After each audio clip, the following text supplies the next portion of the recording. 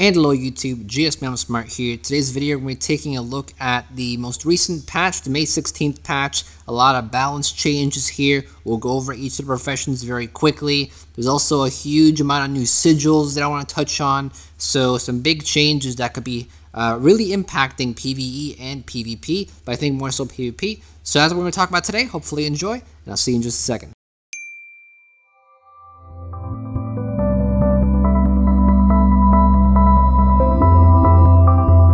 What's up guys, GSmaniamsmart here today with another brand new video for Gaming with GS. Welcome to another video, glad to have you, and thank you for stopping by. If you're new to the channel, new to my videos, I want to welcome you as well, and I encourage you to hit that subscribe button. We have plenty of other Guild Wars 2 videos on the channel, plenty of other gaming videos, Guild Wars 2 guides, gold guides, all kinds of cool stuff. Recently we just did a dungeon guide on Twilight Arbor that we did, so lots of cool stuff on here. If you're interested in Guild Wars 2, I encourage you to hit that subscribe button as well as that post notification bell so you can stay up to date with all the most recent videos. So the May 16th patch just dropped, and the biggest topic around the entire patch is rest in peace seaweed salad, because a lot of the movement based foods have actually gotten a 50% damage reduction. So we'll talk a little bit more in depth about that in just a second.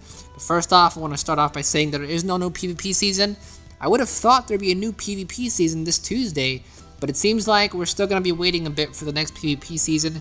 Maybe they're trying to figure out how they're going to do the team queuing, because we did get word that last PvP season at the start of it, they said they were taking team queues out, and they were supposed to be putting it in next season, which is coming up for team queuing. So maybe they're trying to figure something out with that. That's why they haven't dropped it in yet. Maybe we'll get it in the next 2 weeks. So no new PvP season, sadly. I was looking forward to that. They also made some changes to the legendary armor. First of all, it's not salvageable anymore. Legendary armor was indeed salvageable. I don't know why they would allow that. Some people actually did try to salvage it. You did get your legendary armor back if you did accidentally salvage it. So that's good to hear. But no longer able to salvage. They also made some changes to the Char medium armor. Apparently they took some armor pieces off from the tail. Some people really don't like the change because now it feels like there's less legendary armor on the character. Some people appreciate it because now there's no more clipping.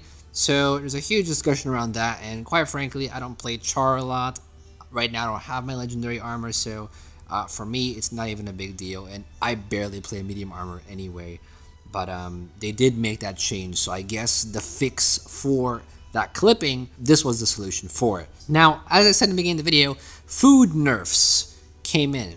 And every food item that gives you a boost in damage based on you continuously moving, these are the movement-based damage boost foods, they've all been nerfed 50%. And one of the biggest nerfs is the seaweed salad.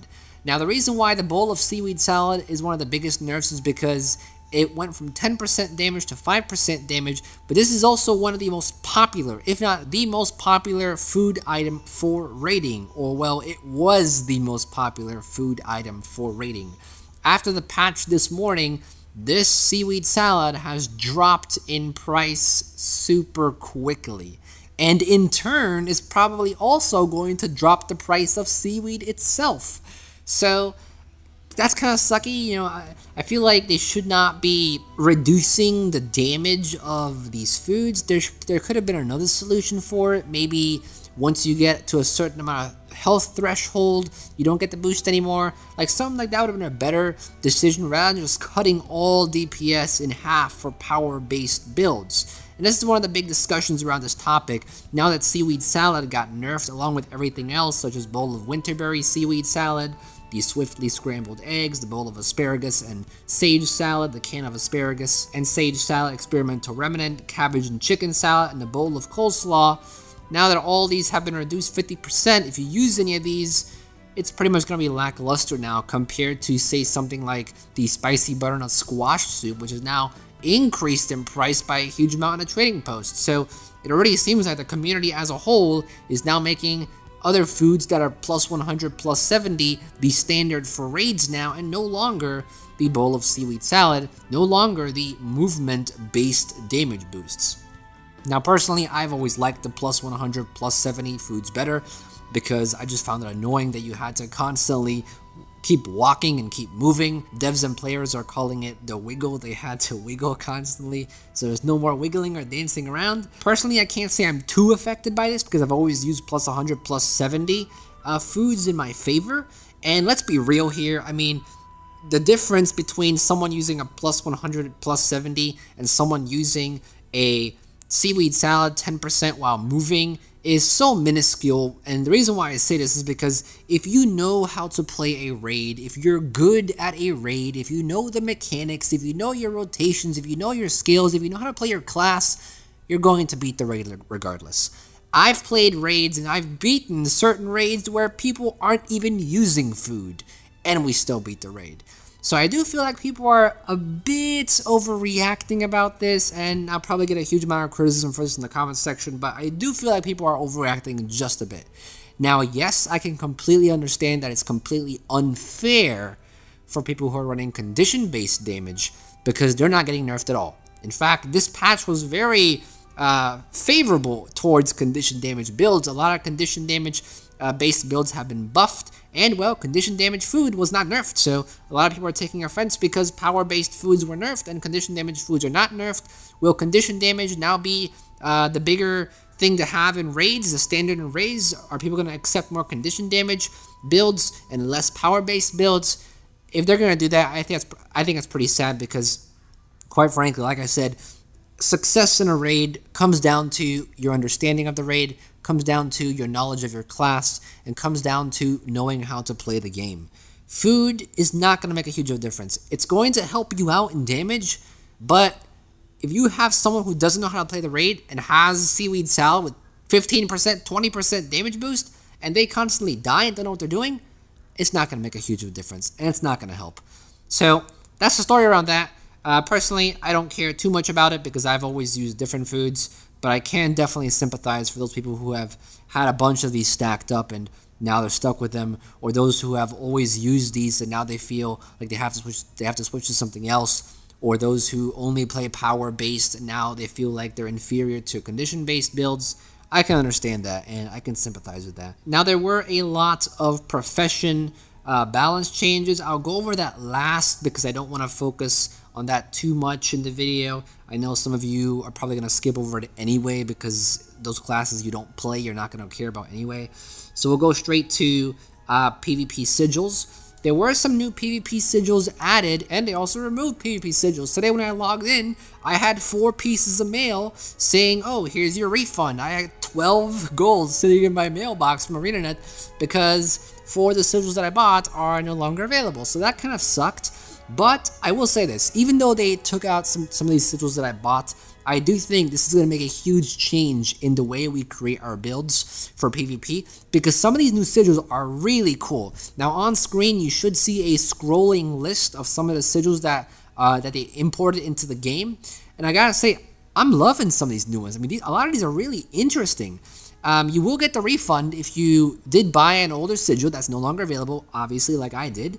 But a lot of the new ones are very interesting and could be very viable for some new builds or even some current builds to make it even better. Some of these ones that I find interesting are the Sigil of Courage. That one looks pretty cool to me. You gain might. The Sigil of Compounding, the Sigil of Opportunity, Sigil of Enhancement. A lot of the passive sigils and some of the on-hit sigils look really awesome to me, and I'm definitely going to be playing around with some of these. I think this is something that needs to be also implemented into PvE because sigils are in this weird position where some sigils are really cool, and you can synergize your build around some sigils really well, and you can actually get visual feedback from some sigils. You know, like the Lightning Strike sigil or the Flame Burst sigil. You can actually see when your sigil activates, and it kind of makes you feel nice that you know your sigil's doing something. It's not just sitting there and doing nothing, or it's a passive thing. Like the Sigil of Force is kind of boring because you never really see it impacting your damage that much. In the background it is, but you never actually see it. So I do like that, with these new sigils, you have a bit more control over it, and say for example the Sigil of Opportunity, you do more damage to somebody that is slowed down. So if you happen to have a bunch of slows or cripples, then hey, I have a Sigil of Opportunity. I'm going to do a ton more damage here. I better take advantage of the fact that I'm going to do more damage here. I like that type of playstyle, so I do think these new sigils are really cool. The default builds have also been adjusted to incorporate these new sigils, and that's good to see because it means that Arena is constantly updating the default builds. It's not just something they put in one time and then forgot about it. So glad to see that that's still being updated. And that's kind of everything we got for PvP. Like I said, no PvP season. Sigils were kind of the big thing. I wonder if they're ever going to revamp runes. I think runes are in okay state. As for War vs. World, not much as usual. I mean, you know, I was talking to a friend earlier today about War vs. World a little bit. We had a small mini conversation about War vs. World, and the only change they really made for War vs. World is they made it easier to access some supply depots. They also added some new of the Ascended trinkets in the Laurels vendor that were supposed to be there, but they never were there. And that's basically all they added. Now, a lot of people are expecting War vs. World to get a huge overhaul. And, you know, over the year or the past 2 years, Arena has made some small efforts to, you know, revamp War vs. World in small ways by trying out new things and, you know, giving the community the opportunity to vote on certain things. And they've definitely tried. They've put in some effort. And I'm pretty sure, you know, the more hardcore War vs. World players will have a much stronger opinion of this than I do.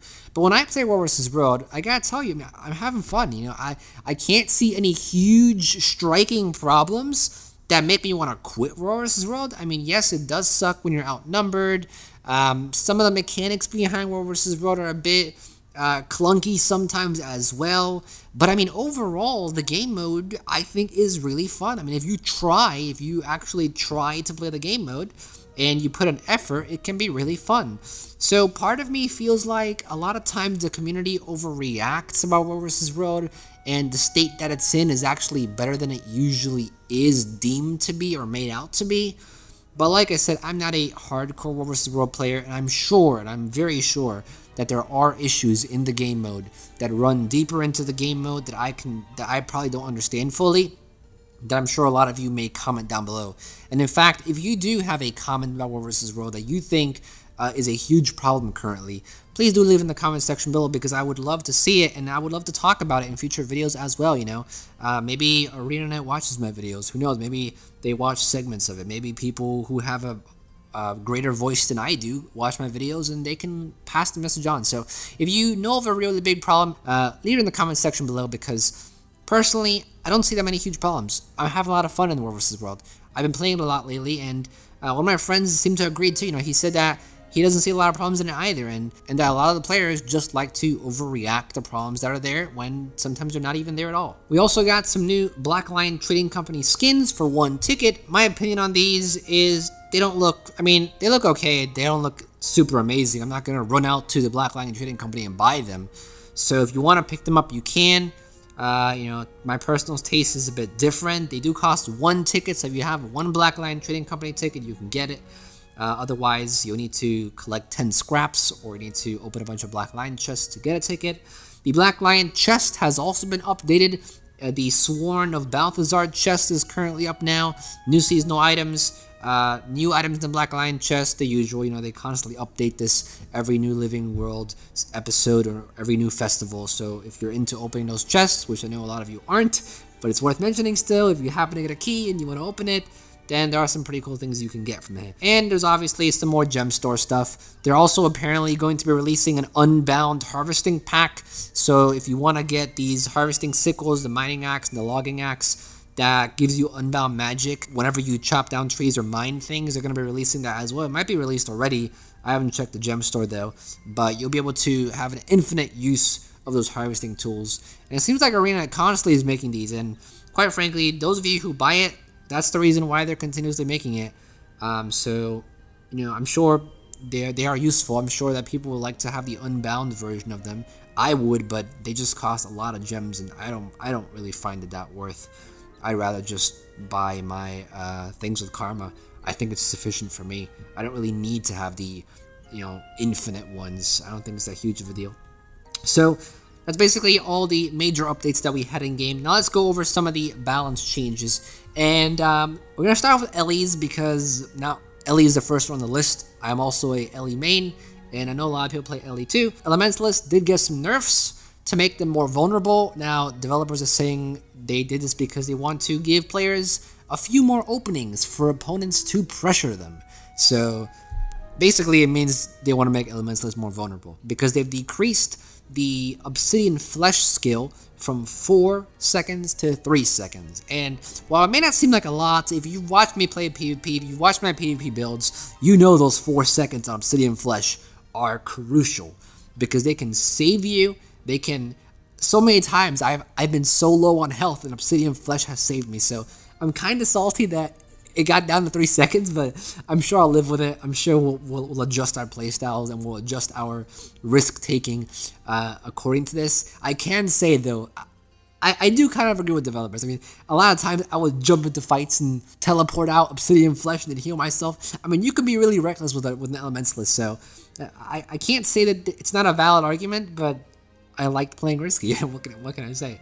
Wash the pain away. The heal has also been increased in cooldown reduction from 20 to 25 seconds. They're also trying to make a lot of the unused utility skills a lot more useful. So for Arcane Power, they are now applying the effect to all 4 allies. Everyone gets plus 75 ferocity. They're also changing some things to the Glyph of Elementals, a huge change. I'm not going to go over everything here. So a lot of the old utility skills that some people may not use as much, they're trying to buff. Whether that's going to really want to make people use these new utility skills, I highly doubt so, because it's pretty hard to see the meta change with something like Arcane Power or Glyph of Elementals, which are really only useful in specific situations, and I think the PvP meta is as it is, and the only thing that's really going to change is probably some of these sigils that we talked about earlier. I think utility skills are pretty much set for Ellies. So those are pretty much the big changes for Ellies. A lot of other small ones that you can check out in the patch notes. For engineers, turrets are back. It used to be that people wouldn't be using turrets a lot because to detonate a turret was basically on the same skill as the tool belt was, and the tool belt was really useful. So Arena has now moved the tool belt skill to a different one. It's basically the flip over of the turret skill, the turret itself skill, and now you'll be able to have the tool belt skill and the detonate turret skill, so turrets are now a lot more useful. The med pack now also removes all 14 conditions to 5 allies. Turrets don't need to be overcharged anymore either. They'll overcharge once on deployment, and a lot of the different turret recharge rates have also reduced. So it seems like turrets are now back in the game. A lot of people are probably going to be using this. Turrets used to be very popular for engineers until they kind of lost their flavor in the game, but it seems like they're back now. A lot of people are excited for that. Guardians, they did get nerfed a bit. Actually, they got nerfed quite a bit. They are trying to focus on signets. They're trying to make the signets more viable, and I can agree, a lot of signets are not being used by a lot of players, and I don't even use the signets anymore either, so I admire their effort to make some, utility skills and signets more viable and more appealing for players to use, but I still feel like, like I said with the Ellies even too, a lot of the other skills are so much more superior for PvP and PvE that it's kind of hard to switch utility skills when you're so accustomed to using something. The True Shot skill has increased cooldown from 4 to 6 seconds in World vs. World in PvP. Wings of Resolve have reduced 24% healing in PvP.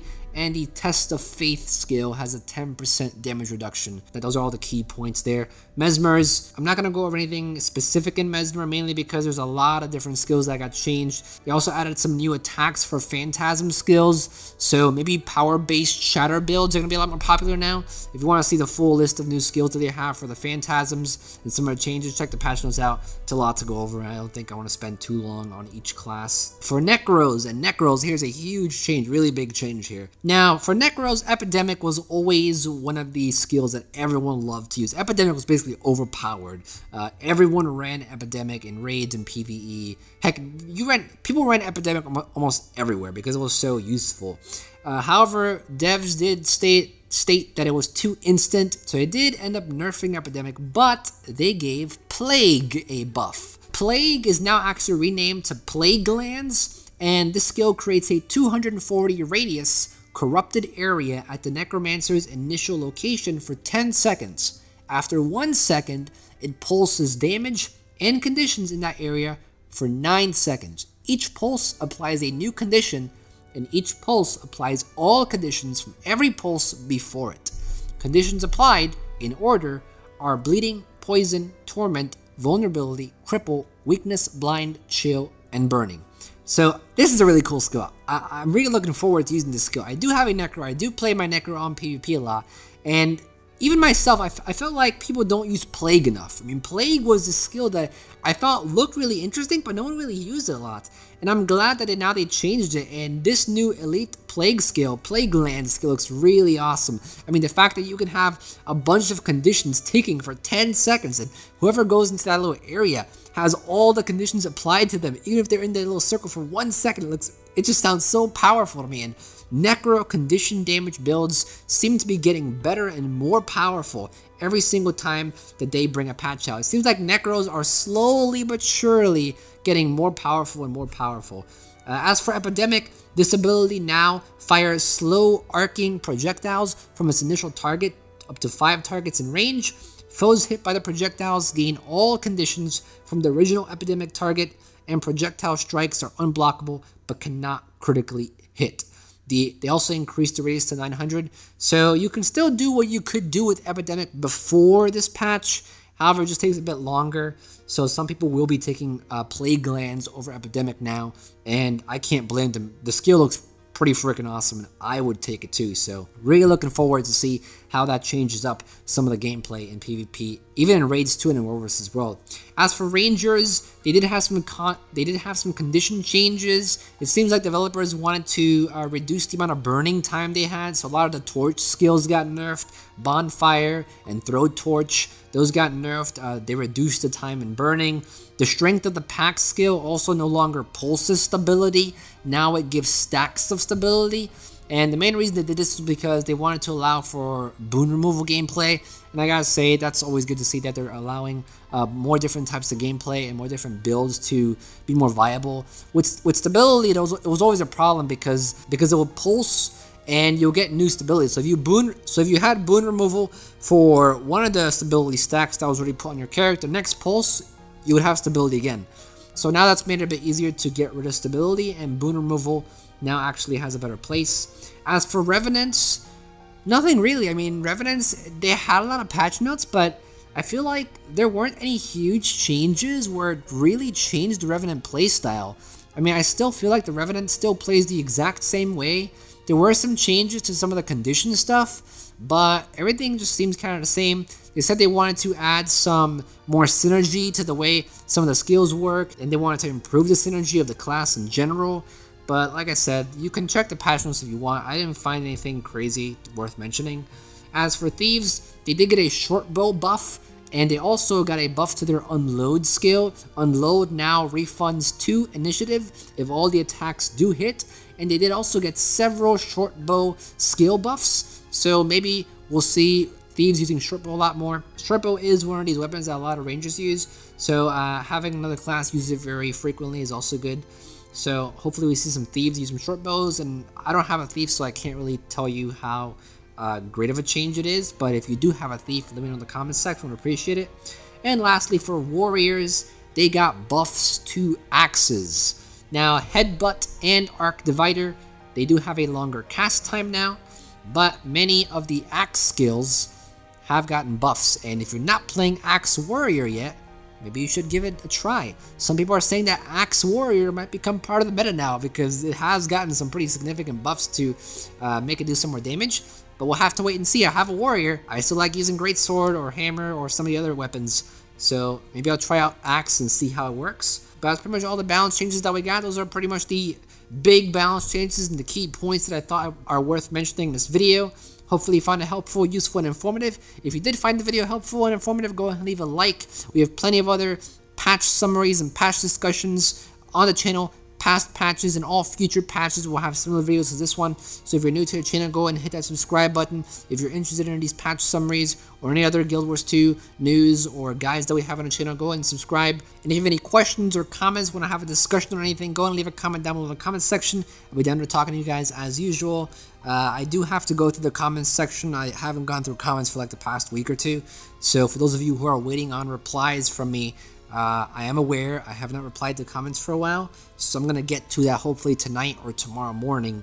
So usually I try to reply to all the comments that are in my little comment box. So I think that pretty much covers everything. Next few videos that are coming up, I want to do a video on, I believe it is comparison between exotic gear and ascended gear, and I also have a brand new gold trick coming up for you guys as well. So stay tuned. If you want to check out my most recent video, click the annotation here. You want to check out a similar video that might interest you, click the annotation here. Want to subscribe to my tutorials channel, my vlogging channel, or any others, click the annotation here. And if you want to donate $1 to my Patreon page, you can click the annotation here. That's pretty much it, guys. Thank you for watching as always, and this is GSmaniamsmart. I'll be back soon. You think? Don't go anywhere.